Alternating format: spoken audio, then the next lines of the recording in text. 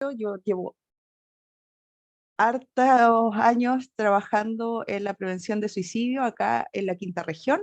Eh, Hay varios que ponen que no escuchan, pero yo escucho bien a Juan Ignacio y parece que el resto también está escuchando, así que quizás es tema de su audio, ¿ya? Antes de como de dar la introducción a lo que vamos a hacer hoy día, habían un par de preguntas en el chat respecto de las profesiones. Cuando Juan Ignacio habla de profesionales de la salud y la salud mental, estamos considerando, por supuesto, los trabajadores sociales, que son nuestras duplas generalmente, eh, y que obvio que están invitados a poder capacitarse en esta temática. La psicopedagogía también, porque la idea es como abrirlo a las áreas de salud y de educación. Así que todos pueden participar en el fondo de esta. La salud mental es un paraguas bien amplio que en realidad nos da la posibilidad de poder trabajar de manera transversal, al menos desde la mirada que tenemos nosotros, desde el modelo de apego y complejidad y desde la misma experiencia clínica con muchas profesiones distintas que se abocan a la misma tarea. Entonces, como les contaba, yo trabajo acá de la quinta región, vi varios que son de Villa Alemana, que es mi ciudad de residencia, así que bienvenidos compañeros. Y vi que había personas de todo Chile representados, desde Arica hasta el extremo sur, así que muchas gracias por el interés. Vi que estaba México por ahí también. No sé si hay alguien más de otros países de Latinoamérica que nos acompañan. En algunas ocasiones tenemos por ahí también Perú, Uruguay y otras personas conectadas. Así que es una súper buena experiencia conocer otras realidades en relación a acá, Argentina, ¿ves? Muy bien. Bueno, como decía el título, vamos a hacer un seminario como introductorio a lo que tiene que ver con la conducta suicida y en particular vamos a abordar hacia la segunda parte algunos elementos del contexto escolar. Vamos a hacer la presentación, son muchas, muchas, muchas, así que hemos decidido hacer la presentación completa primero y luego abrir el micrófono y el chat para las preguntas. Mientras yo esté presentando, no voy a ver el chat, pero ustedes pueden ir escribiendo algunas preguntas ahí y en eso Juan Ignacio me va a ir ayudando después para tratar de contestar. Alguien preguntaba por la duración del seminario. Generalmente nosotros nos programamos como para una hora, hora y media, pero eso también depende de las preguntas y las inquietudes que tengan ustedes. La idea es hacer un espacio, ojalá dentro de lo posible con este público tan amplio, de conversación eh, y de intercambio, así que la presentación no va a ser tan larga para que podamos conversar entre todos. ¿Ya? Así que habiendo hecho esa introducción, les voy a compartir mi pantalla para que podamos comenzar.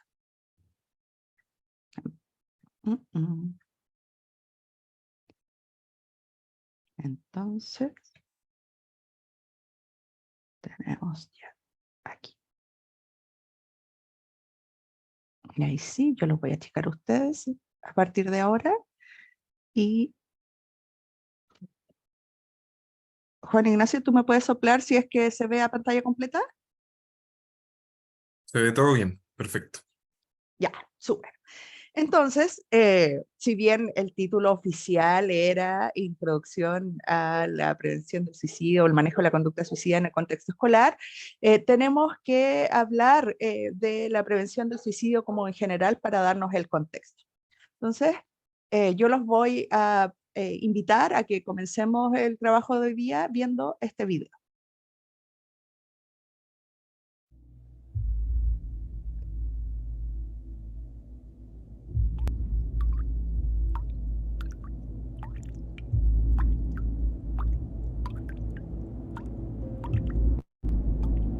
Eres muy sensible. Al rato se le pasa. Ya no estés triste. Eres muy sensible. Al rato se le pasa. Ya no estés triste. Ay, solo quiere llamar la atención. Ay, te lo tomas muy personal. Eres demasiado débil. Tú no cambias. Qué ridículo. Eres muy Todo sensible. depende de ti, de sí mismo. Eres muy respuesta. Sí sabes que eres muy importante para mí, ¿verdad? Relájate. Ya no estés triste. Todo va a estar bien. Te escucho. No tienes razones para estar así. Ánimo, estoy contigo. Ya vas a empezar. Todo va a estar bien. Voy platiquemos, ¿no? Te escucho. Sí sabes que eres muy importante para mí, ¿verdad? Todo va a estar bien. Ánimo, estoy Sí contigo. sabes que eres Todo muy va a estar bien. importante para mí. Todo va a Sí estar sabes que bien. eres Todo muy va a estar importante bien. para mí, ¿verdad? Ánimo, estoy contigo. Todo va a estar bien. Sí sabes que eres Platiquemos, muy ¿no? importante Todo va a para mí, estar bien. ¿verdad? Te escucho. Todo va a estar bien. Platiquemos, ¿no? Ánimo, estoy contigo.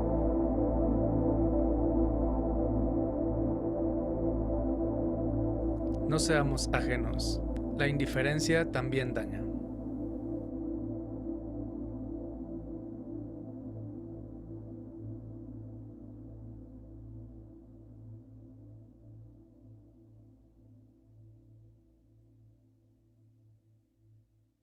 Bueno, vamos, un poco lo que quería mostrarles con este video tiene que ver con que el suicidio es un fenómeno multifactorial.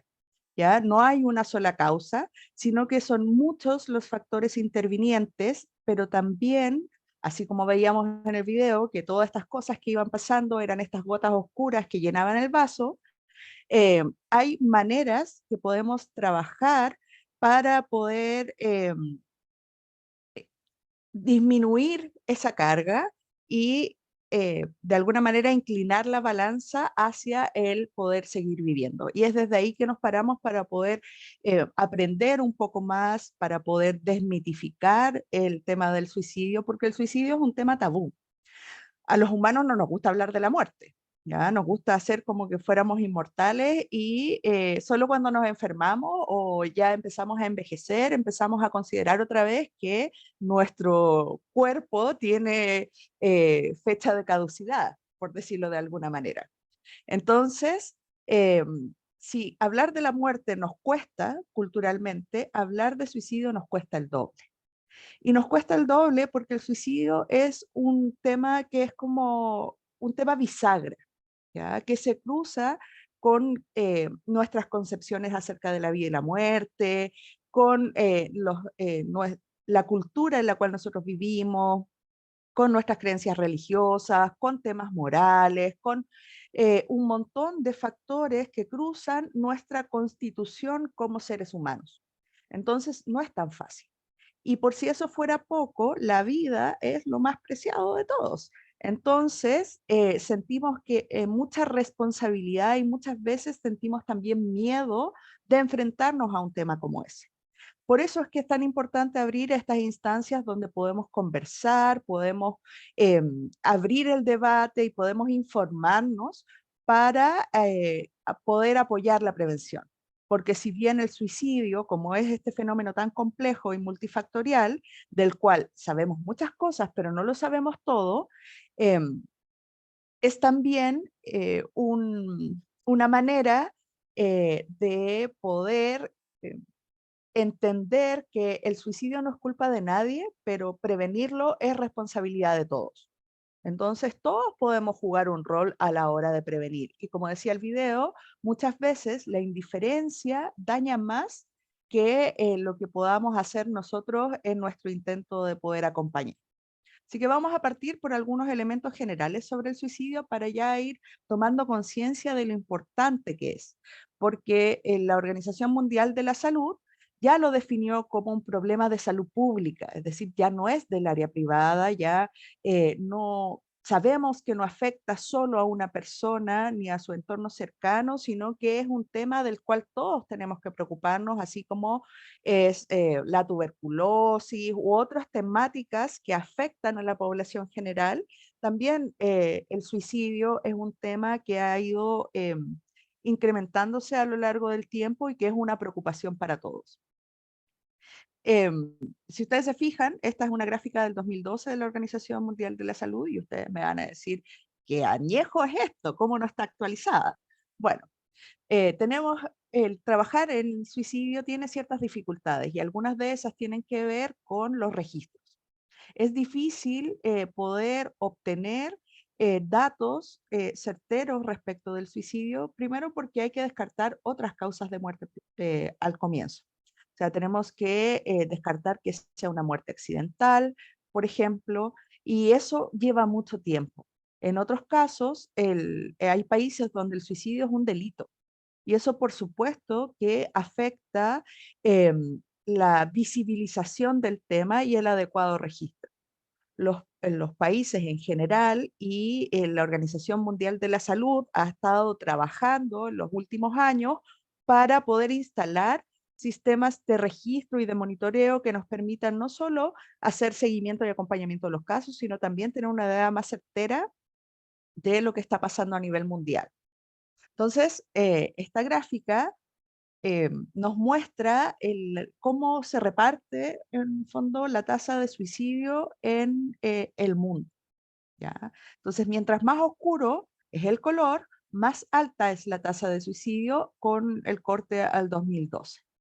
Entonces, tenemos aquí en países del continente africano que tienen un color muy, muy, muy oscuro, y aquí también en Europa del Este, ya tenemos harto preocupación en relación a la tasa de suicidio. Y nosotros no lo hacemos mal, estamos aquí, ¿ya?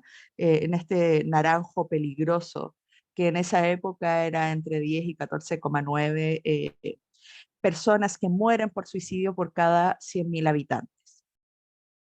Esta otra gráfica nos muestra cómo ha ido cambiando la tasa de mortalidad por suicidio, es decir, cuántas personas mueren efectivamente por suicidio a lo largo del tiempo entre el 90 y el 2017. Entonces, acá en la gráfica de los colores va cambiando, y mientras más cercano al azul, significa que ha ido disminuyendo más. Y mientras más cercano al café, naranjo, por ahí, significa que la tasa ha ido aumentando. Entonces tenemos aquí algunos países como ejemplo. Por ejemplo, aquí tenemos Groenlandia, que si bien ha disminuido su tasa dramáticamente en el último tiempo, o en ese periodo de tiempo que estábamos graficando, sigue siendo una de las tasas más altas de suicidio en el mundo. En México, la tasa es menor al promedio mundial, digamos, pero se ha ido aumentando desde el 90. Tenemos también la India, en que la tasa de suicidio general ha ido disminuyendo. Sin embargo, acumula más del 35% de los suicidios de mujeres en el mundo. Tenemos que decir que hay que hacer una diferencia por género, porque la mortalidad por suicidio, es decir, aquellos que consuman el acto suicida, es mayor en hombres. Sin embargo, la tasa de intentos de suicidio es mayor en las mujeres. Por eso es que este dato de la India llama tanto la atención, porque ahí se concentra una tasa de mortalidad por suicidio mucho más alta de lo que se ve en la población general. Entonces, ya yendo a datos un poco más actualizados, quería mostrarles cómo estamos acá en la región de las Américas. Entonces, este es el informe de mortalidad por suicidio del 2015 al 2019, que es el último que ha salido. Acá, a la derecha, tenemos la tasa de la región completa, donde la barrita celeste, perdón, la barrita celeste es la mortalidad en hombres, que si ustedes se fijan, en todas las regiones es mayor a la barrita morada, que es la de las mujeres, y la amarilla es la general. Y nosotros, en el cono sur, estamos aquí. Que si bien no se ve tan grande, somos la segunda región dentro de las Américas con mayores tasas de suicidio. Aquí solo superadas por América del Norte, que tenemos países grandes con harta población, como Estados Unidos, que además tiene temas con la violencia y el control de armas, que tenemos México, tenemos Canadá, ¿ya? Entonces son países muy grandes, por lo tanto nosotros no podemos, perdón, México está acá. Nosotros no podemos descuidarnos en este trabajo que hacemos de prevención. Aquí ya un poco más desagregados los datos por país, y nosotros, estaba media tiritona cuando preparé la presentación, pero ahí yo les quise mostrar dónde estábamos nosotros dentro de los países. Entonces, si bien no estamos en este morado muy oscuro que habla de las tasas más altas, sobre 9 personas por cada 100.000 habitantes, estamos detrás de la Guyana, Surinam, Uruguay, que tiene una tasa muy alta también, Estados Unidos, Haití, Canadá, Cuba. ¿Ven? Aquí están los países de América del Norte, como Estados Unidos y Canadá. Y aquí venimos nosotros al ladito de Argentina, en este lila preocupante. Ahí podemos ver igual la tendencia en relación a las tasas de suicidio, porque si volvemos a esa gráfica, nosotros estábamos en naranjo. ¿Qué quiere decir eso? Una tasa entre 10 y 14,9. Y aquí ya para el informe del 2015 al 2019, nosotros estamos en una tasa que está entre el 7,4 y el 9,2. O sea, ha ido disminuyendo. Sin embargo, lo que hemos visto, los datos de la pandemia todavía no los tenemos. Si vemos datos preliminares y sobre todo registros locales, lo que observamos durante la pandemia es que hubo menos suicidios consumados. Una de las teorías, por lo menos que tenemos en nuestro equipo de trabajo acá, es que como durante la pandemia estuvimos más aislados y también más confinados, estábamos mucho más rodeados de gente, fuera eso para bien o para mal. Y por lo tanto se daban menos ocasiones de poder consumar el suicidio porque había alguien que podía ayudarnos en ese sentido. Pero sí observamos un impacto en la salud mental de las personas sobre las mismas condiciones que en el fondo impedían la consumación del suicidio, también generaron impactos negativos sobre la salud mental. Quiero contarles que nosotros como país tenemos hace varios años ya un plan nacional de prevención de suicidio. Y en el informe mundial de salud mental, lo que hizo la Organización Mundial de la Salud fue preguntarle a todos los países miembros quiénes tenían un plan de prevención de suicidio, a propósito de esta preocupación general que había en relación a esta temática. Y vamos a ver aquí un poco cómo los países han ido enfrentando este desafío, porque aquí a la izquierda lo que vemos es en la pregunta de cuáles son los programas que tienen implementados en áreas de salud mental los países miembros de la OMS. Entonces, la mayor cantidad es programas sobre como visibilización o más bien sensibilización en temáticas de salud mental para abordar el estigma que eso representaba para las personas, con un 51% de los países miembros.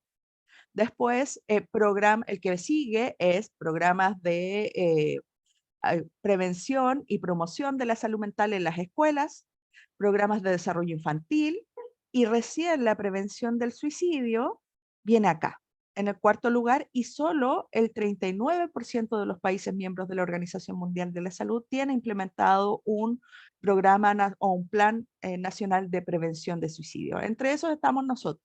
Pero igual es una cifra súper alarmante en términos de que para poder implementar todos estos otros programas, la gente tiene que estar viva.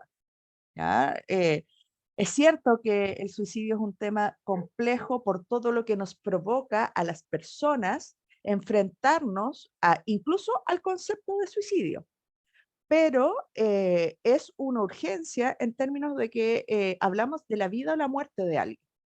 Entonces, nadie dudaría cuando nos encontramos con alguien que está teniendo un infarto en llamar a una ambulancia o tratar de ayudarle. Incluso la mayoría de las personas y los ambientes de trabajo tienen programas de primeros auxilios y sin embargo, esta temática recién estamos avanzando en poder abordarla de manera transversal en distintos ambientes.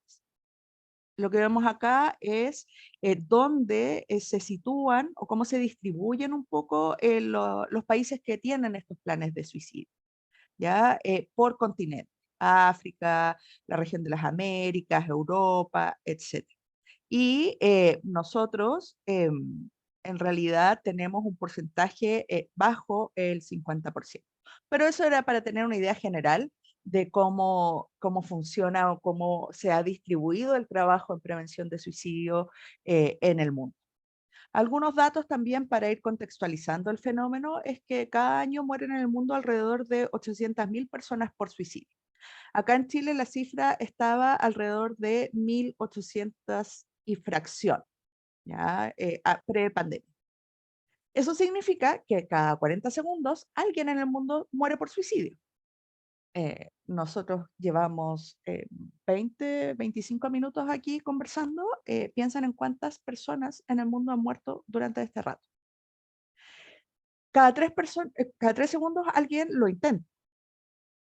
Y por cada suicidio consumado se esperan aproximadamente 20 intentos.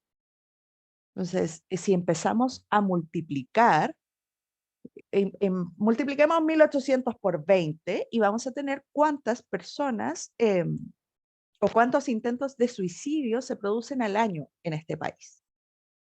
Y si además lo multiplicamos, porque cada suicidio tiene un impacto en al menos 6 personas, entonces empezamos a darnos cuenta por qué la salud mental está en crisis y por qué es tan urgente que podamos abordarlo. No solo desde los profesionales expertos, sino que tiene que ser una temática que se aborde de manera transversal en todos los espacios, desde el autocuidado, pasando por la familia, las escuelas, los lugares de trabajo, las universidades, el área de la salud, todo tiene que ser abordado de manera transversal. Ustedes saben que la ONU en algún momento se propuso los objetivos de desarrollo del milenio cuando empezamos a ver hacia dónde avanzábamos. Y dentro de eso, la OMS planteó un lema que se llama todavía, salud en todas las políticas, entendiendo que todas las políticas tienen que ver con personas y que la salud es fundamental. Pues ojalá pudiéramos empezar a pensar en que salud también es salud mental y que por lo tanto la salud mental tiene que estar incorporada en todas las políticas. Bueno, y el suicidio está dentro de las primeras 10 causas de muerte a nivel mundial según la Organización Mundial de la Salud. Las tasas más altas de suicidio están en los adultos mayores. Sin embargo, la adolescencia es una etapa crítica que tiene un alto riesgo de suicidio, y que lo que más nos preocupó en los últimos años es que la tasa de suicidio adolescente en Chile particularmente aumentó drásticamente y nos situó detrás de Corea del Sur, porque de Corea del Norte no tenemos ningún registro, como los países con el mayor aumento en la tasa de suicidio adolescente. Vamos a ver entonces otro video para que no nos durmamos.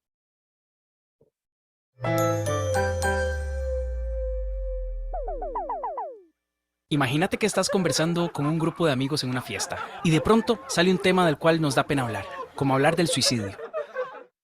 Hay personas a las que les produce incomodidad, les hace enrojecer las mejillas y prefieren levantarse, lo quieren evitar. Pero es importante enfrentarlo, aunque nos dé miedo pensar que más bien vamos a impulsar a alguien a quitarse la vida o que no sabríamos cómo acompañarle a superarlo. ¿Por qué es importante hablar? Solamente en el 2018 se registraron casi 400 suicidios en Costa Rica. Es más de una muerte al día. Lo que muy poca gente sabe es que el suicidio se puede prevenir y podemos ayudar rompiendo el silencio. Para eso, hay que saber que el deseo de quitarse la vida no tiene una sola razón. Existen gotas que derraman el vaso y se convierten en detonantes. A estas se les llama crisis. Es una situación que sobrepasa la capacidad de la persona de manejar un problema, y ahí siente que toda su vida no tiene sentido y que no va a mejorar. Hay momentos personales, de trabajo o familiares que pueden provocar una crisis. Hay un deseo de detener el dolor, y la muerte se presenta como la única alternativa. Es algo de locos, depresivos. ¿Todos los que se quieren quitar la vida tienen una enfermedad mental? No. Una crisis nos puede atacar en cualquier momento. Le puede pasar a gente cercana. ¿Te puede pasar a vos? Según investigaciones de la Universidad de Costa Rica, para prevenir el suicidio es importante hacer vínculos con personas que apreciemos, con lugares donde estemos cómodos y situaciones en que nos guste estar. Estas son redes que se tejen y, si son fuertes, en momentos de crisis nos pueden sostener. Hay señales de alerta que nos pueden permitir saber si alguien está pensando en el suicidio. Cambios fuertes en los hábitos es una señal, como querer estar encerrado siempre cuando es alguien sociable, o más bien querer irse de fiesta todos los días siendo alguien tranquilo. O decir frases como, yo quisiera dormir y no levantarme jamás. Quisiera ir a un lugar lejos y no volver nunca. Si tenemos sospecha de que alguien tiene intenciones suicidas, debemos tomar valor y tener el coraje de preguntar si está bien. Hay que hablar y abordarle directamente. ¿Has pensado en hacerte daño a vos mismo? ¿Pensás a veces en quitarte la vida? Son formas de provocar una conversación al respecto. Y aquí empieza nuestra labor más importante, escuchar. Esa escucha debe acompañar, hacer sentir a esa persona que nos interesa lo que tiene que decir y ayudarle a buscar alternativas. ¿Qué podemos hacer? ¿Dónde podemos ir? Si yo señalo, juzgo o regaño, la otra persona se va a sentir mal y no vamos a ayudarle. Si después de conversar con nuestro familiar, amigo o amiga, pensamos que podría intentar suicidarse pronto, ¿qué hacer? Hay que ir de forma urgente al servicio de salud más cercano. No debemos dejar a esa persona sola hasta que pueda obtener ayuda profesional. Todo anuncio de intención suicida debe ser tomado en serio, que no sea más tabú. Hablarle a alguien y darle la oportunidad de hablar es una oportunidad de prevención.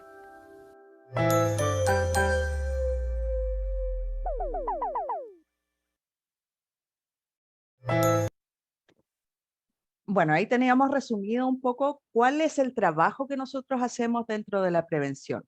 Y no solo lo hacemos como de manera intuitiva, o sea, como es que es algo que nos preocupa y queremos abordar, eh, aunque en verdad trabajar en prevención de suicidio es como una gran cruzada y a veces implica poner temas incómodos o poder abrir esta temática que tradicionalmente ha sido un tabú y ha llevado mucho estigma.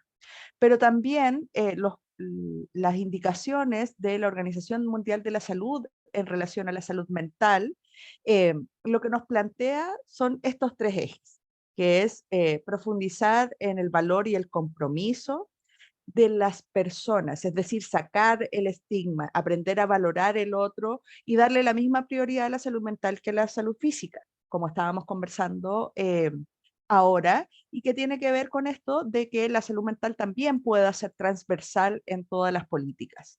Y aquí es donde nosotros nos centramos, porque lo que nos plantea en el segundo eje, que es reorganizar los entornos, nos habla de que la salud mental tiene que ser parte de cómo miramos los hogares, las escuelas, los lugares de trabajo, los servicios de atención de salud mental, las comunidades y el entorno. Sabemos que las condiciones de vida, de trabajo, el lugar donde vivimos, todo el tema medioambiental también tiene un impacto en cómo nos sentimos. Entonces es muy importante saber que esta tarea nos involucra a todos en todos los espacios donde nosotros nos desarrollamos. No es solo por los que trabajamos en salud mental, no es solo parte de nuestro trabajo, sino que tiene que ser como una filosofía de vida, ir por la vida pregonando la prevención del suicidio. Bueno, y finalmente el último pilar tiene que ver con reforzar la atención de salud mental, pero lamentablemente es una ley, como la demanda siempre supera la oferta. Y en salud mental particularmente, eso es una consigna que es cierta. Entonces, por mucho que nosotros nos multipliquemos como profesionales, aquí tiene que ser una tarea que se comparta con la comunidad y con las familias, porque hay mucho que podemos hacer desde este entorno comunitario. El video nos mostraba que son esos lazos que vamos tejiendo, construyendo a lo largo de la vida, lo que nos va a dar un soporte en momentos de crisis. Y eso no lo hacemos adentro de una oficina, hablando con el psicólogo, yendo al psiquiatra. Por supuesto que la atención de salud mental puede ayudar, pero la prevención se trabaja fuera de ahí, ¿no? En nuestro ambiente natural, podríamos decir, y en poder luchar y poder poner esfuerzo en generar vínculos significativos con otras personas. Aunque el mundo moderno nos hace eso cada vez más difícil porque vivimos esclavos de nuestros trabajos, de esta vida tan acelerada, tan rápida, en que tenemos pocas instancias para compartir en familia, que tenemos pocas instancias para juntarnos con los amigos, trabajamos mucho, estamos siempre un poco estresados, a veces un poco enojados. Entonces, como que cultivar relaciones saludables, significativas y duraderas en la vida es un esfuerzo. Y es un esfuerzo que tenemos que hacer todos porque en el fondo es lo que nos va a mantener vivos también. Y cuando hablamos de hacer de manera transversal este trabajo o poner la salud mental en todas las políticas, significa también poner ojo en las discusiones que la sociedad tiene respecto de las normas que nos regulan nuestra convivencia. Por ejemplo, esta semana creo que fue que se aprobó la ley de las 40 horas de trabajo, de disminuir la jornada de trabajo. Esa es una excelente noticia para la salud mental y por lo tanto para la prevención del suicidio, porque nos va a permitir tener más tiempo para estar con la familia, los amigos, para hacer las cosas que nos gustan. Entonces, no podemos separarlo del resto de la vida. O cuando hace algún tiempo estuvieron pensando en el Congreso en hacer menos rígida la normativa de control de armas. Ahí nosotros nos preocupamos muchísimo, porque se sabe que una de las estrategias más costo efectivas para la prevención del suicidio es el restringir o limitar el acceso a métodos letales. Por eso es que países que tienen muchas armas en circulación o que está en el fondo normalizado la tenencia de armas, como en Estados Unidos, tienen tasas más altas de suicidio. Y eso se ha comprobado, no solo con las armas, sino también con otro tipo de métodos letales como los pesticidas, los fármacos, y son leyes que uno a primera vista piensa no tienen nada que ver, pero por supuesto que impactan en esto cuando uno ya empieza a informarse más. El año pasado o el anterior, ya no me acuerdo, salió esta ley donde las farmacias pueden vender medicamentos en las góndolas, algunos, los que son sin receta. Y ahí tenemos paracetamol, jarabes para la tos, etc. La mayoría de la gente no sabe que una intoxicación por paracetamol, una sobreingesta de paracetamol, es mucho más dañina, perjudicial y potencialmente mortal que la sobreingesta de benzodiazepinas como el clonazepam o el diazepam, etc. Es más probable que nos mate el paracetamol a que nos mate el diazepam. Y está a la venta sin que nadie pueda como mediar en esa compra. Y en todas las casas hay paracetamol. Entonces, ahí hay un tema que no es menor. Ahora, si ya empezamos a entrar en lo que es la prevención propiamente tal, podemos decir que existen 3 claves para la prevención del suicidio. Lo primero es hablar de suicidio, ¿ya? Es decir, superar el estigma, superar el tabú y hablar abiertamente. ¿Por qué? Porque eso le va, en primer lugar, va a hacer que las personas que lo estén pensando se sientan menos avergonzadas de poder plantear que están pensando en el suicidio. Y va a facilitar la prevención en términos de poder informarnos, en términos de que las comunidades puedan tener esta conversación acerca de qué hacer, cómo hacer, cuándo tengo que preocuparme, cuándo no. Por otro lado, como el suicidio es un tabú y está rodeado de todo este estigma, nosotros tenemos que buscar la conducta directamente. Como decía el video que vimos recién, nosotros tenemos que preguntar. Vamos a preguntar, ya superamos ese mito que había acerca de que si uno hablaba con alguien o le preguntaba a alguien que estaba pensando en el suicidio si se quería matar, íbamos a ponerle la idea en la cabeza. Eso es absolutamente falso y ya está comprobado que, por el contrario, preguntar acerca del suicidio puede generar alivio y abrir la puerta para que esa persona nos cuente cómo se siente y podamos buscar ayuda. Entonces, la conducta suicida siempre se aborda directamente. Y finalmente, nosotros hablamos de ganar tiempo. ¿Por qué? Porque el suicidio, como es un fenómeno multifactorial, ninguno, por más entrenado que esté y por mucha experiencia que tenga, va a poder resolver todas las problemáticas o todos los elementos que están jugando un papel en la crisis suicida. Entonces, para nosotros, siempre pensamos, como dicen los que, como existe como en el imaginario popular, que se trata del alcoholismo en Alcohólicos Anónimos, un día a la vez. Bueno, nosotros lo pensamos igual. Para nosotros, un día ganado es ya un gran logro. Entonces, trabajamos, no pensamos en que vamos a resolverlo todo, porque nadie puede hacer eso. Y en esto tampoco trabajamos solos, siempre tenemos un equipo o al menos alguien más, porque la carga es mucha para quien aborda una temática como esta. Incluso en una conversación cotidiana, todos necesitamos buscar a alguien que nos ayude a ayudar. Y eso es muy, muy importante. Entonces hablamos de suicidio, preguntamos acerca de si el otro quiere morir o ha pensado en algún momento en que quiere morir y ganamos tiempo.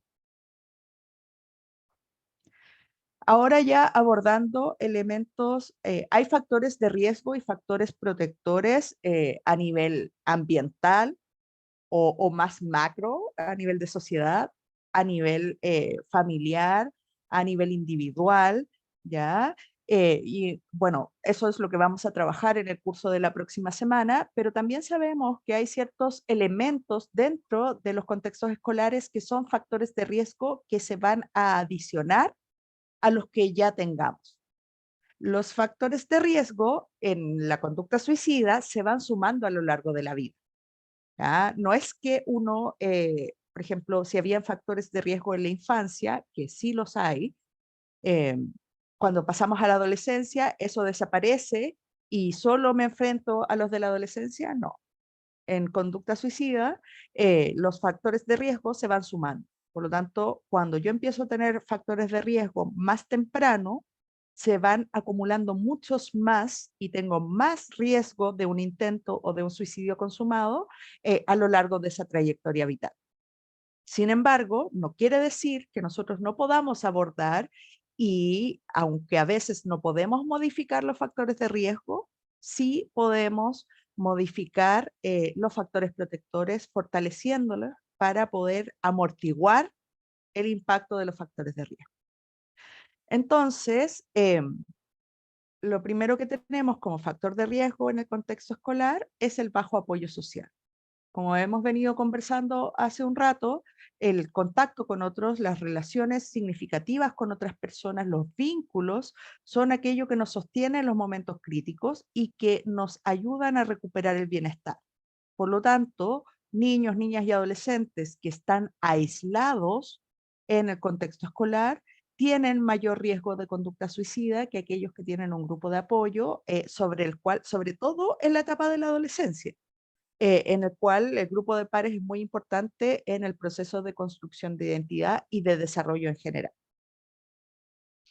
Otro factor de riesgo que todos más o menos identificamos, si no para la conducta suicida, para las problemáticas de salud mental en general, es el bullying, las agresiones y el ciberacoso.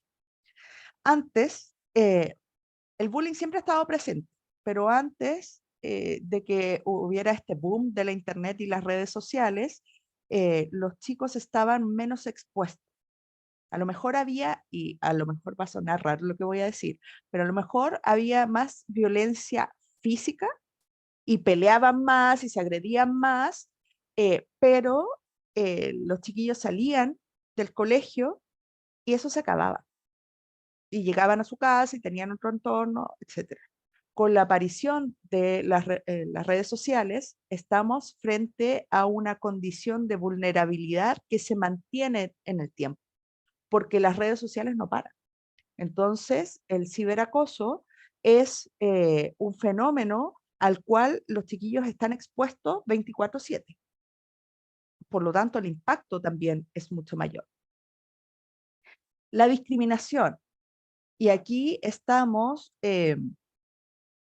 pensando en aquellas poblaciones minoritarias que pueden ser más vulnerables a este tipo de fenómenos. Sabemos que la población migrante, ya la migración en sí misma es un proceso traumático de desarraigo, por lo tanto genera mayor riesgo para la salud mental y para el desarrollo y la conducta suicida, pero además están más expuestos a situaciones de discriminación, de estigmatización y de exclusión dentro del contexto donde los chicos se van a insertar. Los pueblos originarios y los niños, niñas y adolescentes que pertenecen a la comunidad de la diversidad sexual, LGBTIQ+.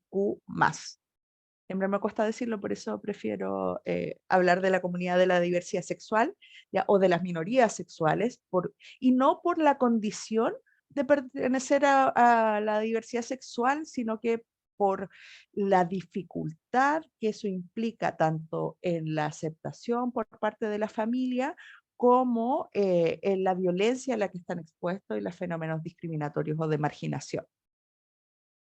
Otro elemento importante a considerar dentro del contexto escolar son las prácticas educativas severas o arbitrarias. Cuando los niños, niñas y adolescentes no entienden la lógica que hay detrás de los castigos o de las sanciones en el contexto escolar e incluso de las calificaciones, eso genera altos niveles de ansiedad y de angustia, porque es esta sensación de nunca sé cuándo lo voy a hacer bien y cuándo lo voy a hacer mal, o nunca sé qué consecuencia va a tener, o cuándo me van a castigar, o cuándo voy a ser reprendido. Y no solo eso, sino que además lo siento como algo que es azaroso, ¿ya? Entonces, en cualquier momento me puede tocar. Y es muy estresante vivir en esas condiciones, sobre todo pensando en que los niños, niñas y adolescentes pasen muchas horas en el contexto escolar. La alta exigencia académica. Y aquí nosotros siempre pensamos es que, claro, que es el tema de la frustración, de que no logran lo que ellos quisieran o que no ven recompensado su esfuerzo. Sí, en parte es eso. Pero más allá de eso, tiene que ver con eh, cómo los niños sienten que no cumplen con las expectativas de los adultos a su alrededor, tanto de la familia como de los mismos docentes. Hace unos años hubo un estudio, era de bullying, ¿ya? Un estudio grande de la Fundación BTR sobre bullying, y en una de las preguntas le preguntaban a los niños qué era lo que más, a quién le tenían más miedo cuando iban al colegio. Y para sorpresa de todo el equipo investigador, lo que dijeron los niños era que lo que más temían era no cumplir con las expectativas de sus profesores, que los retaran, que los trataran mal o que los ignoraran. Eso era lo que les daba más miedo a la hora de ir al colegio. Entonces, y otro factor que se cruza con esta alta exigencia académica es que muchas veces los niños temen la reacción de los padres frente al fracaso escolar. Otro elemento que tiene que ver como con la estructura de la comunidad escolar tiene que ver con la desorganización y conflicto a nivel de los adultos.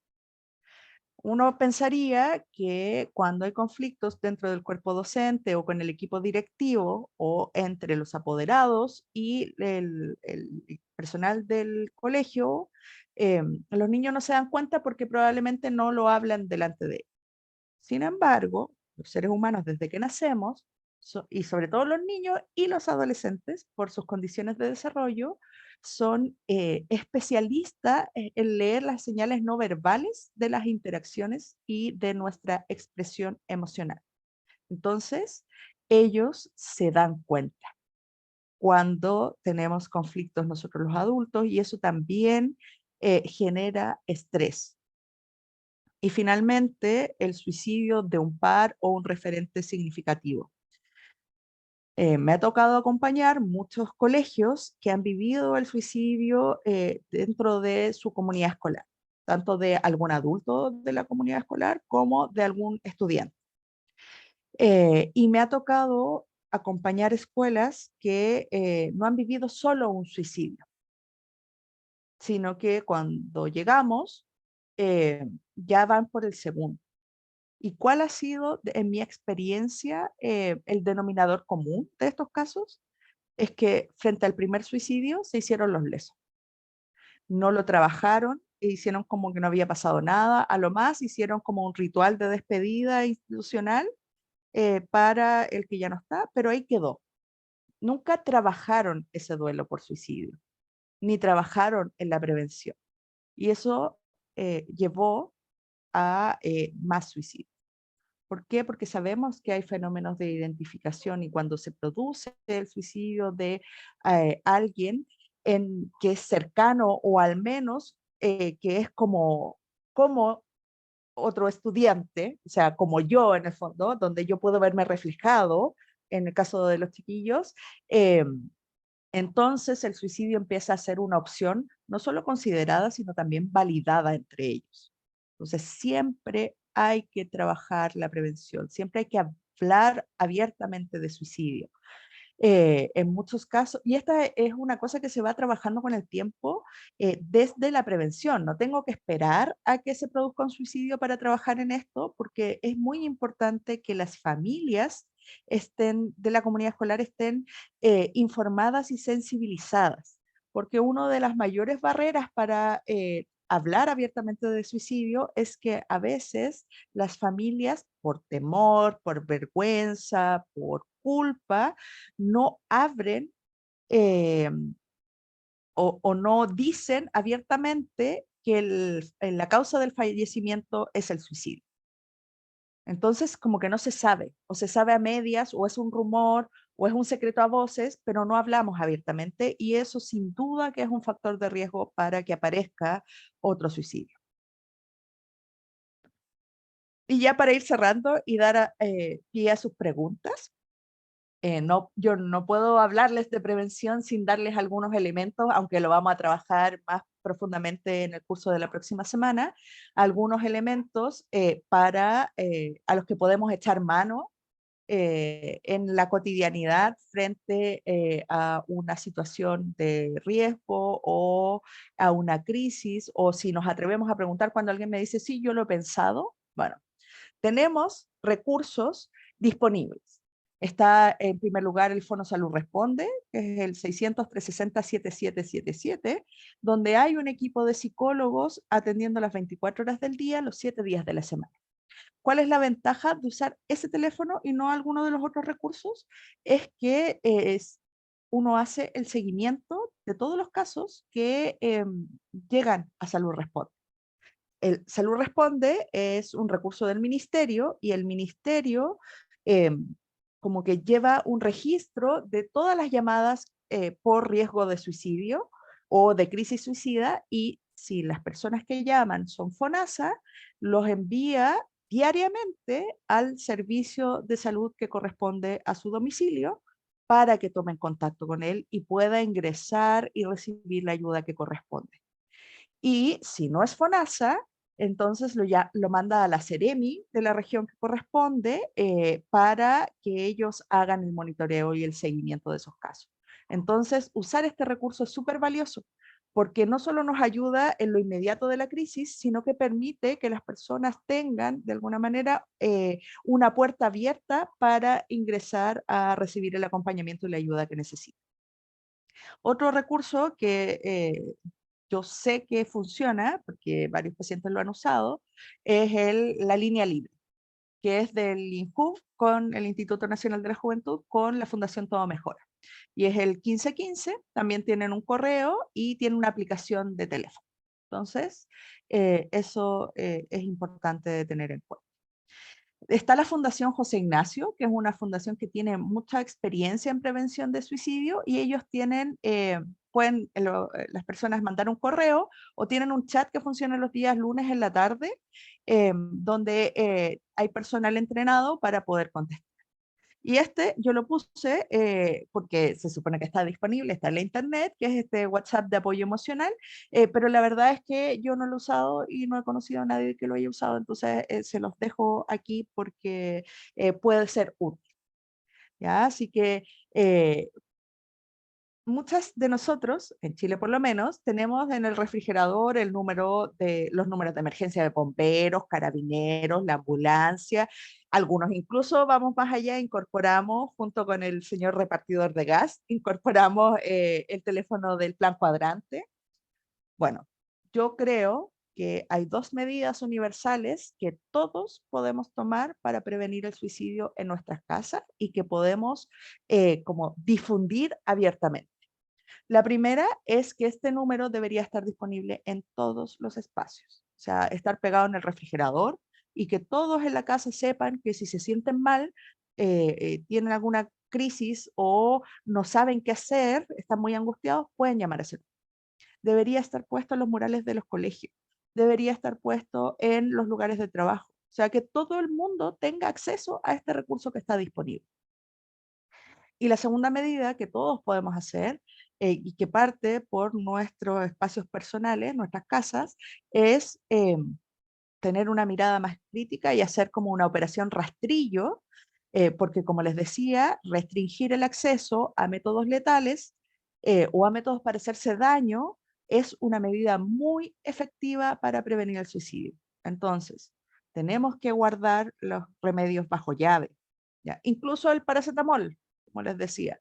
Eh, tenemos que, casi todos guardamos así como el cloro, el detergente y los tóxicos o los químicos como debajo del lavaplato o debajo del lavamanos en el baño, ¿ya? Saquémoslos de ahí. No los dejemos al libre acceso de niños, niñas y adolescentes y de adultos que están pasando un mal momento. Si tenemos armas, obviamente tenemos que sacarlas. Y no solo las armas, sino también las balas o las municiones que usan nuestras armas. Ojalá los cuchillos o los elementos cortopunzantes no estén de libre acceso, sobre todo cuando sabemos que hay alguien que es más frágil en nuestro entorno. Si todos tuviéramos esa mirada preventiva en nuestros hogares, entonces la tasa también empezaría progresivamente a disminuir. Y vamos a cerrar viendo este último video.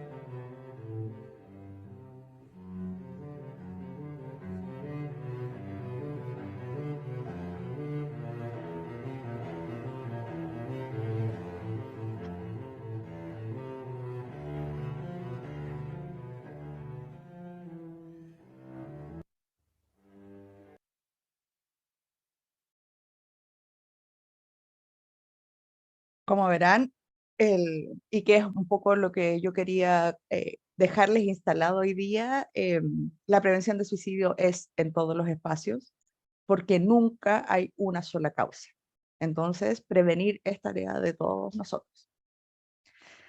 Así que eso y tenía yo para contarles y compartir con ustedes. Ahora tenemos media hora para conversar y contestar preguntas.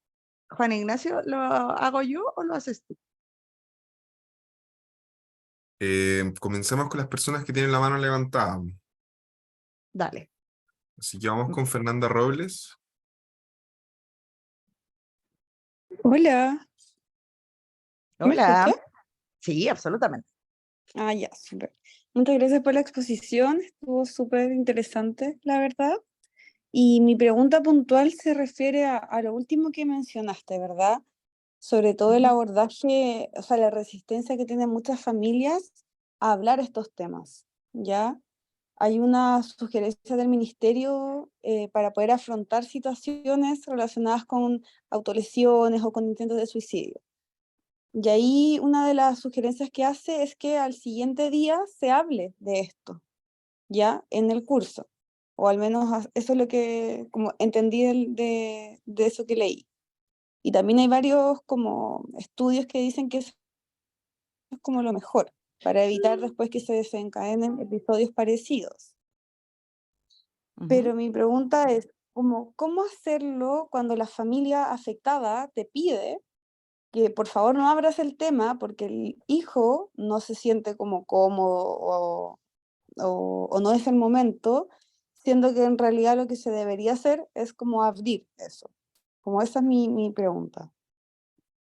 Bueno, ahí pasan varias cosas. Lo primero es que esto se trabaja mucho antes de la crisis, ¿ya? Ya. Entonces uno va abordando esto y se trabaja en tres niveles. La prevención de suicidio la trabajamos con los chiquillos, en el fondo favoreciendo los factores protectores, con los docentes, entrenando el ojo también y sensibilizándonos en la importancia de poder detectar estas señales y en los papás. Ya vamos sensibilizando respecto de la importancia de hablar de eso. Eso por un lado. Ujú. Y por otro lado, en el fondo, yo sé que es una decisión difícil, sobre todo los contextos escolares, pero uno tiene que pensar en el bienestar de todos. ¿Ya? Entonces, y a veces esta petición de las familias se sustenta solo en desinformación y temor de que hablar de eso al chico o chica que tuvo el intento de suicidio, le va, como en este mito, ¿no? De que le vamos a poner la idea que va a volver a intentarlo cuando es al revés, ¿ya? Y además hay muchas formas de abordar, en general, sí, uno educa acerca del suicidio y todo, pero uno no habla de suicidio para prevenirlo. Uno busca la conducta abiertamente y pregunta si ha empezado a matarse. Pero cuando uno trabaja con los niños, niñas y adolescentes, yo no voy a ir a mostrarles los números que les muestro a ustedes y esos gráficos. Vamos a trabajar en los elementos que les van a permitir tener más recursos para enfrentar una crisis. Y en ese sentido, a veces para hablar de suicidio no necesito hablar de suicidio, ¿entiendes? Lo Ujú. que sí es nocivo es cuando yo hago la vista gorda y cuando todos saben que fue un suicidio en la escuela y nadie lo dice. Eso Mm. sí es nocivo, ¿ya? Pero generalmente eso se da en el contexto de un suicidio consumado y por lo tanto el afectado no está ahí en el grupo. Claro. Entonces, así se hace. Y es cierto, el ministerio ha sido tanta la importancia que se le ha dado que el Ministerio de Salud con el Ministerio de Educación generaron recomendaciones para las escuelas y para las instituciones de educación superior. Cada uno tiene sus recomendaciones y orientaciones técnicas. Y ahí yo vi a la pasada en el chat que estaban preguntando por las escalas. Está la escala de Columbia, que es la que se usa ahora. Antes usábamos otras, hay otras más, pero es muy importante tener claro que para lo que manda en la detección de riesgo suicida no son las escalas.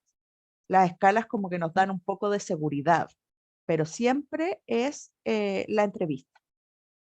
Siempre es el preguntar lo que me va a permitir a mí saber en qué riesgo está. Entonces sí, tienen todos esos recursos en las escuelas y los pueden ir usando para poder trabajarlos, pero eso es lo que te puedo decir. Hay que hablarlo y hay que abordarlo, aunque no sea directamente, sobre todo con los estudiantes, porque uno no trabaja directamente hablando de suicidio, uno sí les pregunta si alguna vez han pensado en suicidarse o en matarse, pero eso sería.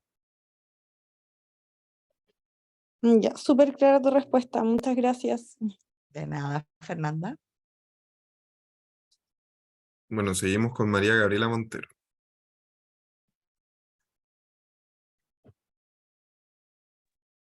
Hola, buenas tardes. Hola. Buenas tardes, Daniela. Muchas gracias por la exposición. Eh, es como el segundo curso que ya participo con usted como expositora. Bueno, mi pregunta va enfocada quizás un poco a lo que también mencionó Fernanda, creo, que es cómo trabajar este mismo tema de la el suicidio, pero en la parte escolar sin manejar el tema de los pensamientos intrusivos en los niños, porque vemos, por ejemplo, bueno, le comento un poco, soy de Arica, entonces acá en Arica se ve que están como esto en Santiago también, creo, eh, de los suicidios, pero en partes que son como muy expuestas. Acá, por ejemplo, en Arica es el Morro, en Santiago son los departamentos, los edificios, el Costanera, y que de repente no es como que uno lo pueda evitar porque está como fuera de nuestro alcance. ¿Y cómo podríamos abordarlo dentro del tema escolar? Porque se ve mucho y bueno, está también la gente que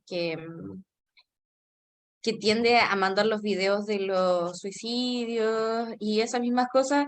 Y claro, como lo mencionaste un poco, también las redes sociales igual nos han puesto esto como más expuesto todavía y eh, ataca más a la sensibilidad de algunas personas. Esa es como por dónde poder manejar eso. Ya, claro, está el hablarlo con los niños en un curso. Por ejemplo, un compañero se intenta suicidar, tiene un intento de suicidio, pero lo hablan tan escondido o lo apartan y queda solamente en eso. Entonces me gustaría tu perspectiva de cómo trabajar esto. Eso. Bueno, tú mencionaste un elemento que siempre hay que mirar, que es muy importante, que cuando un estudiante tiene un intento de suicidio, cómo es su inserción post-intento en su grupo. ¿Ya? Eso hay que, de ahí voy a contestar tu pregunta, pero no quiero dejar pasar eso, porque en el fondo, si el grupo lo aísla, tenemos un riesgo mucho mayor de que vuelva a ser un intento. ¿Ya? Entonces, y para evitar eso, es muy importante trabajar con los chiquillos para que ellos entiendan que hay momentos en los cuales uno siente que no tiene otras, que no quiere seguir viviendo así porque está sufriendo mucho. Vi a la pasada también que alguien preguntaba desde qué edad uno empieza a hablar de esto. Bueno, uno habla de las emociones desde que los niños son bebés. Entonces, en ese sentido, la prevención tiene que ver con poder generar instancias de regulación emocional para tener herramientas para poder abordar las crisis. Entonces, uno habla con los niños de la tristeza y uno les pregunta, bueno, ¿y qué haces tú cuando estás triste o cuando te sientes mal? ¿A quién recurres? Y uno empieza a trabajar desde ahí, ¿ya? Entonces, no necesariamente voy a hablar de suicidio de partida porque los niños más pequeños, como que su desarrollo cognitivo no les permite entender la muerte como la entendemos nosotros los adultos o los adolescentes. Entonces uno va trabajando este tema desde que son pequeños, pero siempre mirando la etapa evolutiva en la que están, porque si no, no tiene ningún sentido.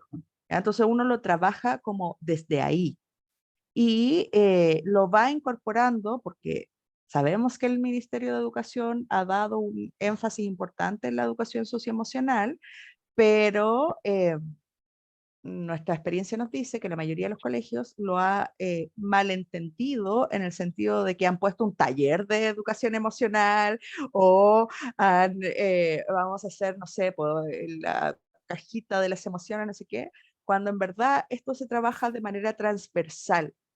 Es como cuando un niño dentro de mi sala de clases está angustiado, está triste, tiene un problema, hace un intento de suicidio, entonces, ¿cómo lo abordamos ahí? Y cómo yo le transmito a los niños, sobre todo los más chiquititos, la importancia de generar relaciones saludables entre ellos. Y eso, así es como se parte, en el fondo, generando ambientes de bienestar para los niños y de convivencia saludable. Por eso es que el trabajo en convivencia escolar es tan importante dentro de las escuelas, por eso es que el bullying es un factor de riesgo tan importante. La violencia escolar es un tremendo tema que hay que abordar y que no es solo dentro del aula, tiene que ser transversal. No sé si contesté, María Gabriela, un poco tu pregunta. Sí, contestaste perfecto. Y la otra son como dos casos puntuales que, bueno, los viví como un poco más de cerca. Uno fue con una compañera de la carrera de psicología. Estoy titulada ya, pero a principio de mis primeros años hubo un suicidio de una compañera. Y claro, no lo abordaron como de una manera muy óptima y cada uno nos tuvimos que hacer como el proceso personal. Y lo otro es un caso que pasó acá en Arica, de una chica que estaba en contexto de colegio, de liceo, y la internaron en psiquiatría y ella al final terminó suicidándose. Y claro, nadie halló como la causa, eh, nadie le halló la culpa a alguien, sino que fue como algo muy explosivo, porque se supone que las personas que lo tenían que cuidar en ese momento, que eran los profesionales del área de salud en el hospital, sobre todo de psiquiatría, eh, hay alguien que tiene el micrófono abierto, parece. Sí, ahí ya lo arreglo. Gracias, disculpa. Bueno, queda esa como duda de que a quién le echamos la culpa, porque también tenía problemas en el colegio, estaba en un programa de reinserción, los factores protectores no sirvieron como tal, y cómo podemos abordar y cómo podemos generar más redes de apoyo, siendo que, no sé, me imagino en el caso de que un niño o una niña o un niñe entre a una sala de clase, tenga problemas con sus compañeros con el bullying, ahí es un factor de riesgo, luego tiene más problemas dentro del aula, deja de ir a clase, que el colegio es un factor protector, se supone, pero termina siendo de riesgo y eso, cómo abordarlo desde ese punto de vista, como algo mucho más específico. Bueno, para eso están los cursos. Esa es solo una introducción, pero solo te voy a decir que basta una persona a la que le importe y conecte con el que está sufriendo para salvar esa vida. No necesito tener 100. O sea, si tengo 100 mejor, porque uno comparte un poco lo que significa cuidar a alguien que está pensando en morir, pero basta uno. Entonces, a veces uno tiene la fantasía de que va a buscar redes de apoyo así que van a ser súper extensas y todo el mundo le va a importar, y no, no siempre les importa. Pero alguien en la familia, alguien en el colegio, un adulto que pueda conectar con lo que le pasa a ese niño y puedan, en el fondo, sentir que a alguien le importa. De eso se trata la prevención. Y a propósito de lo que decías, también como un comentario general, es que otra forma de prevenir que se ha usado en otros países son como los hotspots o los puntos calientes, que son lugares específicos donde uno sabe que se cometen muchos suicidios.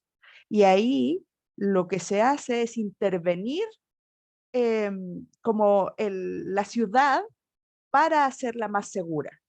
Entonces, no sé si ustedes habrán escuchado, los que son más de la zona centro, pero lo salió en las noticias igual, que hace poco pusieron las rejas en Costanera Center, que la gente se quejó porque era muy fea, no sé qué. Bueno, llevábamos años, desde que se inauguró el Costanera Center, que no sé cuánta gente se ha tirado de ahí, y recién las pusieron este año, o el año pasado. Entonces, si tuviéramos una mirada más preventiva que fuera transversal, quizás evitaríamos muchos suicidios. A lo mejor no, pero sí tenemos que tener esa preocupación, sobre todo en esos lugares donde sabemos que se genera el fenómeno.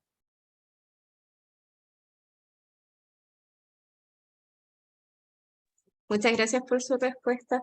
Eso queda conforme con lo que comentó. Gracias. Gracias, María Gabriel.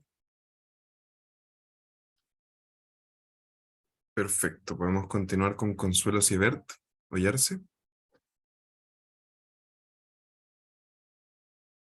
Hola, buenas tardes. Tengo dos preguntas. Si existe alguna teoría de por qué los hombres terminan cometiendo el suicidio más que las mujeres. ¿Y la segunda? A ver si las contesto juntas. Y la segunda es, ¿qué relación existe entre las autolesiones con el suicidio? Porque yo trabajo en atención primaria y a mí me llegan mayormente las niñas con cortes. No sé sinceramente pasa de manera grupal, pero mayormente es el primer indicio de que tienen corte los brazos y las piernas.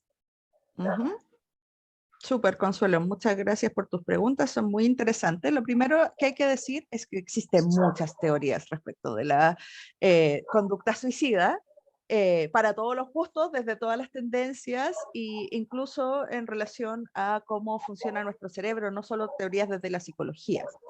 Hasta el momento podemos decir que sabemos muy pocas cosas con certeza, que la experiencia nos ha ido enseñando más que la investigación, aunque ya hay algunas cosas que son ciertas, como que sabemos que en el fondo hay circuitos en el cerebro de ciertos neurotransmisores que podrían hacer más, como una mayor tendencia a la conducta suicida, etc. Pero, ¿qué es efectivamente lo que hace que los hombres se maten más? Tiene que ver con la elección del método. ¿Y por qué eligen métodos más letales los hombres que las mujeres? Eso es algo que no sabemos. ¿Ya? Entonces, los hombres tienden a elegir métodos más violentos y con mayor mortalidad o mayor letalidad que las mujeres. ¿Ya? Entonces, por ahí va el tema.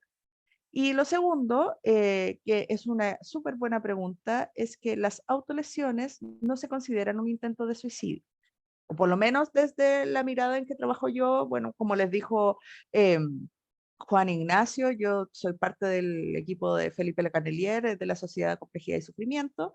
Entonces nosotros trabajamos bajo el modelo de apego-complejidad y lo que nosotros entendemos es que las autolesiones son una manera, por supuesto que poco saludable, vamos a decir, ¿ya? De autorregularse.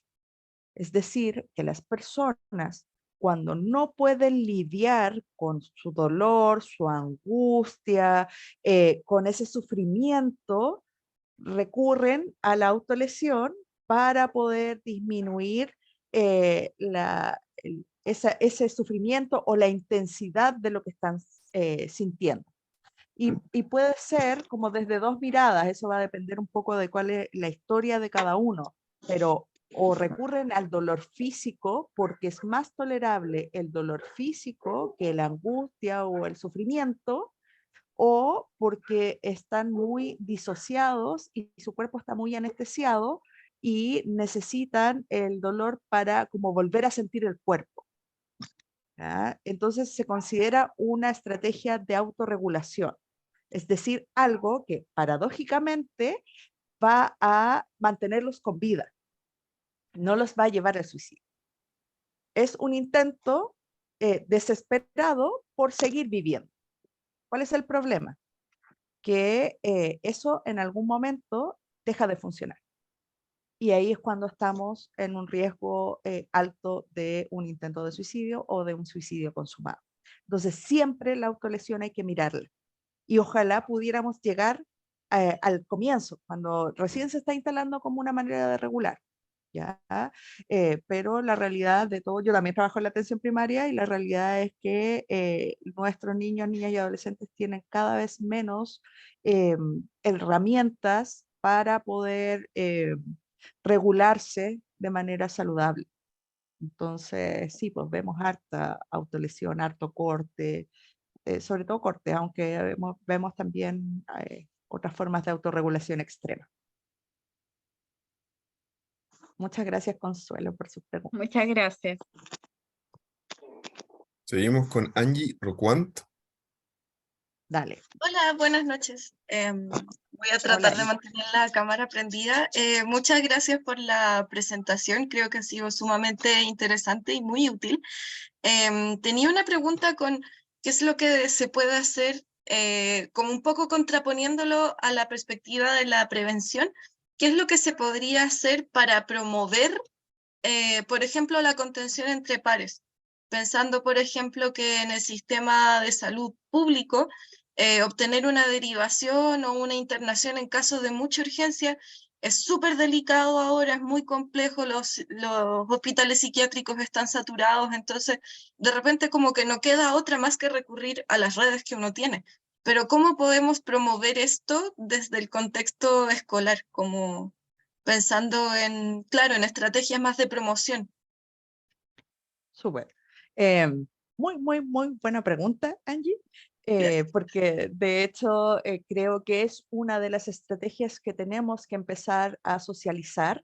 Eso es parte de la prevención. O sea, en el fondo, prevenir el suicidio, parte de el aprendizaje socioemocional. Nosotros no hablamos de educación socioemocional porque en el fondo esto es algo que se vive desde el niño, no es algo que nosotros los adultos vayamos a instalar, ¿no?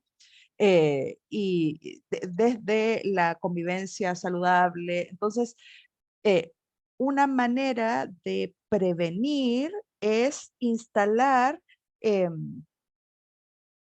manera como transversal durante el año. Nos sirven las estrategias de árbol de Pascua, es decir, yo hago un taller aquí, una charlita aquí, qué sé yo, como pelotita súper brillante y bonita en una comunidad, pero todas distintas.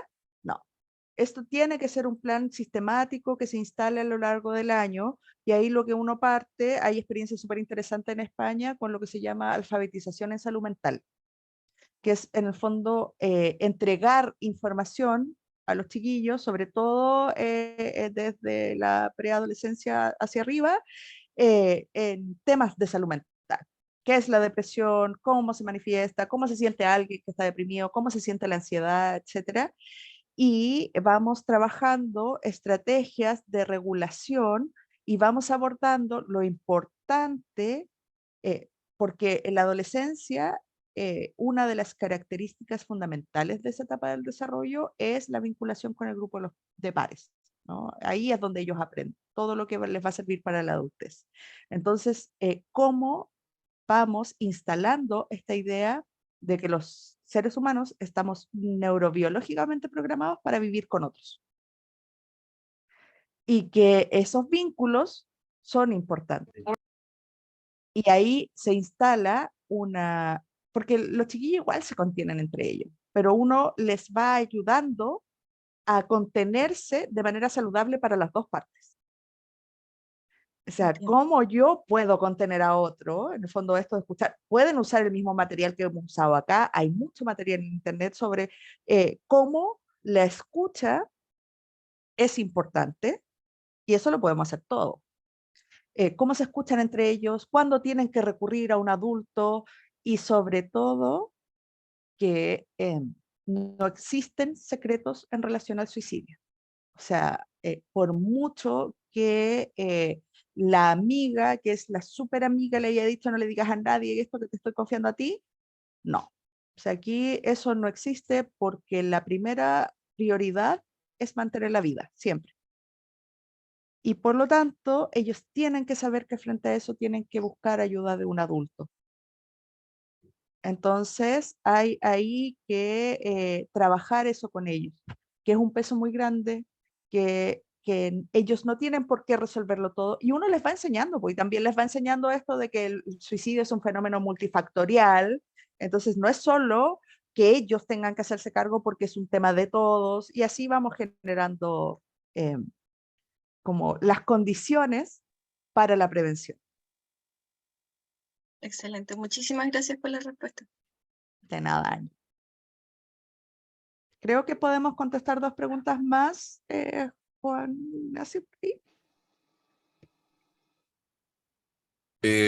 Seguimos con Rachel Villegas.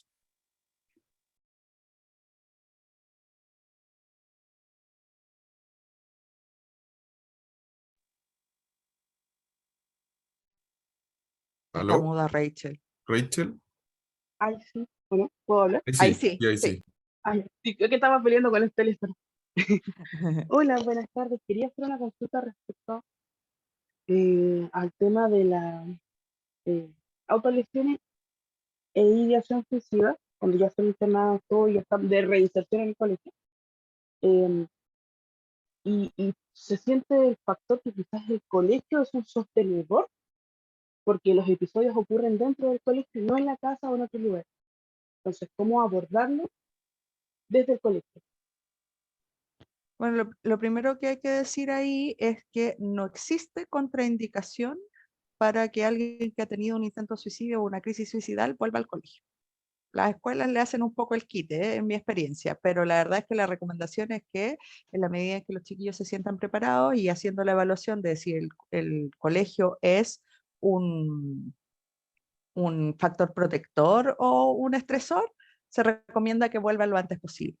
Y ahí la verdad es que esto se aborda caso a caso, porque va a depender mucho de cómo ese chiquillo o chiquilla se inserte en el colegio, si es el colegio un estresor y por eso las crisis se gatillan en el contexto escolar, o si el colegio es un ambiente más protector donde puede dejar salir todo eso que le está pasando.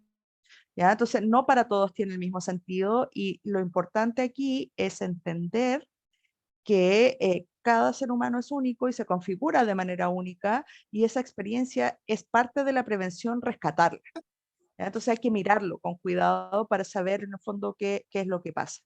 Pero también hay que establecer como un plan de cuidado o de acompañamiento en la escuela donde hay un adulto al cual recurrir cuando ese chiquillo o chiquilla se siente mal. O sea, que le demos herramientas antes de que tenga la crisis, ¿ya? Y nos sentamos a decir, ya, ok, tú volviste, sabemos que a veces te sientes mal y queremos ayudarte, ¿qué es lo que podemos hacer? ¿Qué cosas te ayudan a ti? ¿Con quién te sientes más en confianza para poder hablar? Y preparamos un plan para anticiparnos a la crisis, ¿ya? Así se aborda desde las escuelas, pero ese plan es individual. Ellos tienen que decirnos qué lugar de la escuela les calma más, con qué adulto pueden conversar, qué les gustaría tener a mano.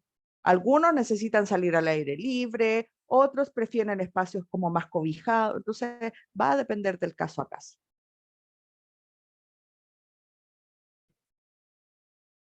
Espero haber contestado, aunque sé que no cumplí la expectativa de la respuesta, pero espero haber aportado en algo. Entonces, quizás tiene razón ahí, por eso le digo, me amplía la perspectiva. Gracias. Bueno, de nada.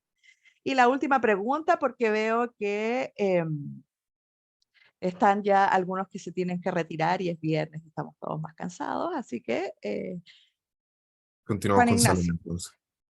Salomé, vamos a cerrar la noche con usted. Adelante. Hola, buenas tardes a todos. Saludo. ¿Aló? Hola Salomé, ¿Me te perdí escuchan? en la pantalla, pero te escucho, sí. Sí, ahora sí. Que una pregunta es más acotar sobre en una de las diapositivas que colocó sale discriminación, ¿no es cierto? En base a eso, en muchos puntos, tanto en el campo de colegio, en el tema del colegio, la discriminación en muchos casos no tan solo es con insulto o ataque físico, sino que también ocurre en cómo te vistes o lo que llevas para comer, o hasta el punto más raro que se pueda decir, el nombre de la persona o de la niña, del joven que puede estar sufriendo el famoso bullying que le llamamos ahora, que años atrás o en mi tiempo, si lo podemos hablar, era una broma, pero ahora no, la broma ya no es broma en la actualidad, ya es un bullying que se va a un extremo que tanto como se ha dicho en muchos aspectos y muchas personas que han hablado, las redes sociales tienen un punto muy negativo en ese plan, en ese tema. Muchos niños son crueles, muchas niñas iguales, pero yo lo digo porque no tan solo son agresiones físicas, sino que también en cómo tú dices las cosas, en lo que llevas puesto, en el color que ya te colocaste hoy día o la semana, si lo repetiste muchas veces, también genera un bullying y un ataque no físico, pero sí verbal y emocional para ese niño o niña.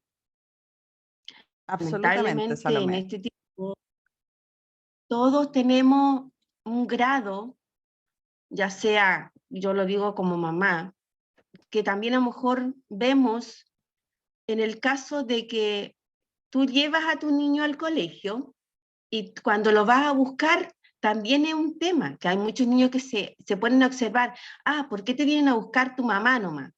No tenés papá, soy guacha.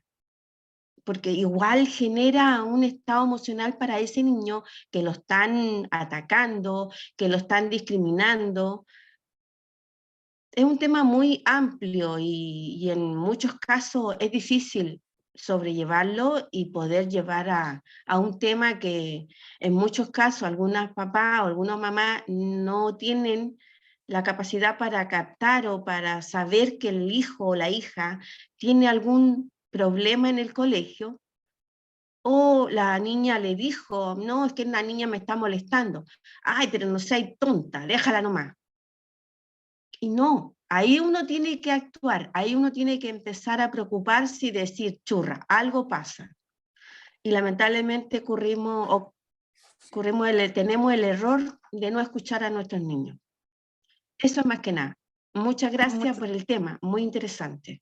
Muchas gracias, Salomé, porque me da pie para decir dos cosas para cerrar.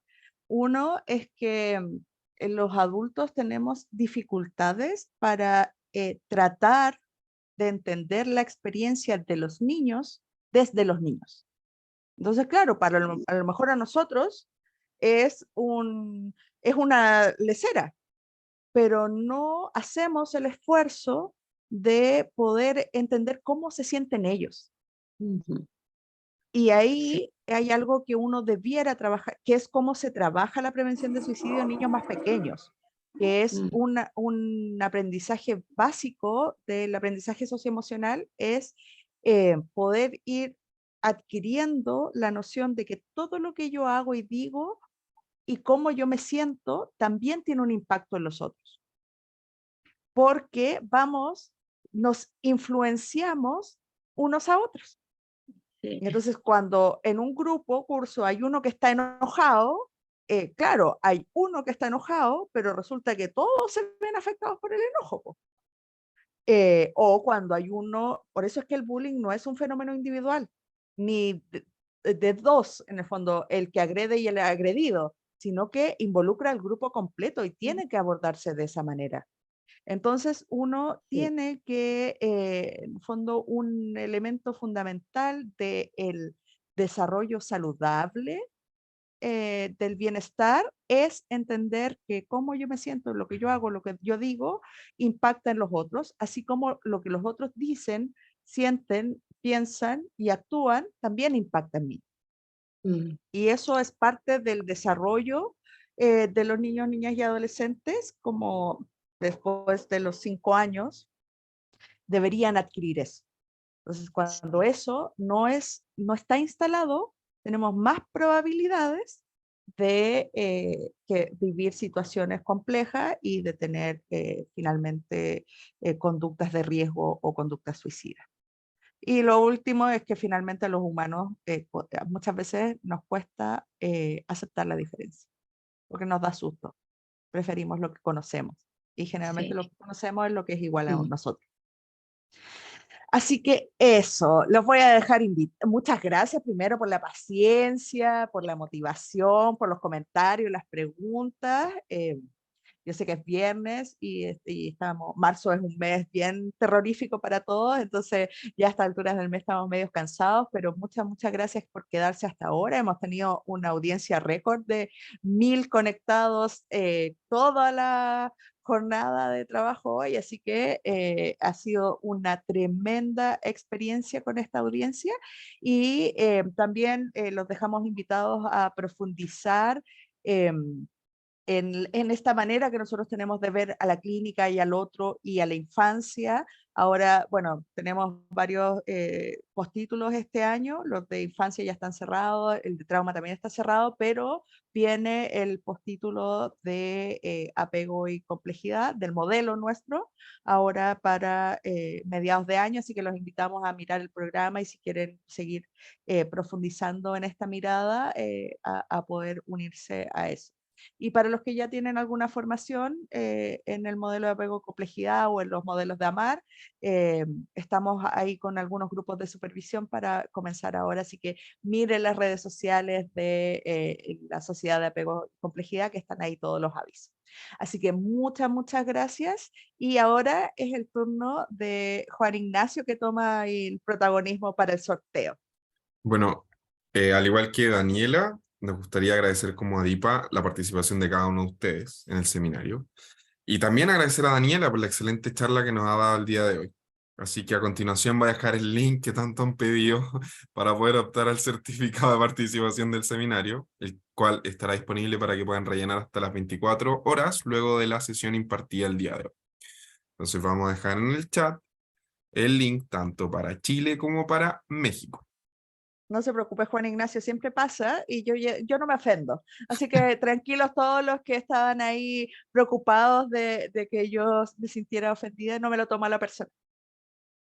Además, vamos a compartir un código QR que les puede servir también en caso de que el link no les esté funcionando bien. Así que lo voy a compartir ahora mismo. Y no teman que si no les deja entrar al link, tienen que seguir intentando. Piensen que son 1000 personas que están tratando de entrar al mismo tiempo. Así que de verdad no se preocupen, lo van a poder obtener. Ahí está el código QR y ahora vamos a seguir con el concurso. Así que vamos allá.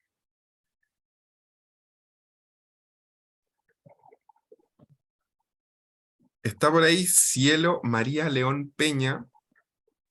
¿Lo tenemos por ahí, Cielo María León Peña? ¿Sí? Sí, sí. ¡Hey!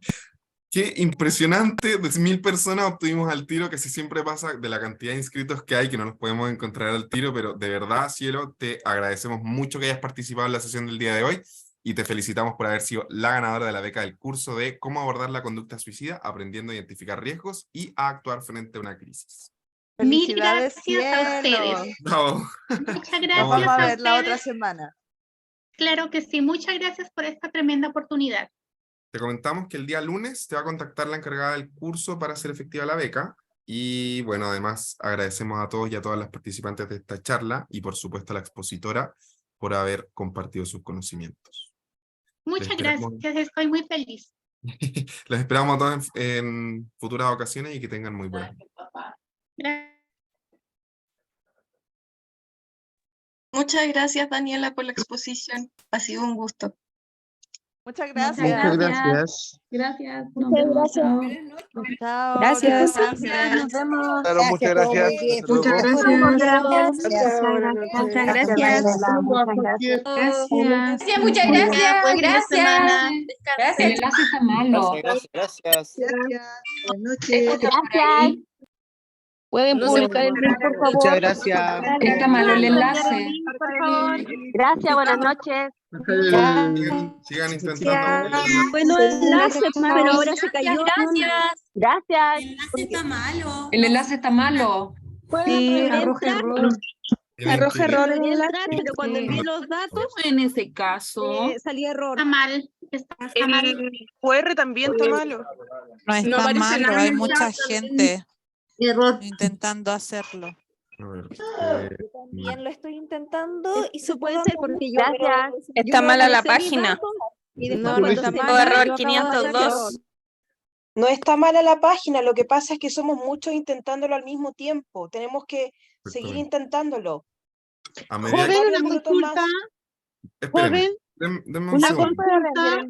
¿Usted podría compartir el código QR? Porque la otra vez así pude yo sacar el certificado por el link. El, no me el resultó. código QR lo estamos compartiendo en este momento.